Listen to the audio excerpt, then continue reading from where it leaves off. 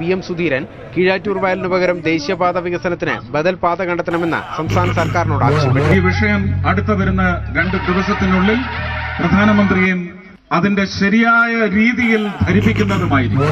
നന്ദിഗ്രാമിൽ നിന്നെത്തിയ BJP ദേശീയ സെക്രട്ടറിയാണ് പ്രധാനമന്ത്രിയും BJP ദേശീയ അധ്യക്ഷനും സമരത്തിന് ഒപ്പമാണെന്ന ഉറപ്പ് സമരക്കാർക്ക് നൽകിയത്. തുടർന്ന് നന്ദിഗ്രാമിൽ നിന്നെത്തിച്ച മണ്ണ് കീഴാറ്റൂർ വയലിൽ നിക്ഷേപിക്കൽ. കീഴാറ്റൂർ വയലിലെ റോഡ് നിർമ്മാണവുമായി ബന്ധപ്പെട്ട എല്ലാ പ്രവർത്തനങ്ങളും അവസാനിപ്പിക്കും. കണ്ണൂർ കീഴാറ്റൂരിലെ സമരത്തിന് പിന്തുണയുമായി BJP സംസ്ഥാന നേതൃത്വം. സർക്കാർ തീരുമാനം നിയമങ്ങൾ കാറ്റിൽ പറത്തിയെന്ന് കുമ്മനം രാജശേഖരൻ പറഞ്ഞു. എന്തും ചെയ്യാൻ, ഏതറ്റം വരെയും പോകാൻ ഭാരതീയ ജനതാ പാർട്ടി തയ്യാറാണ്.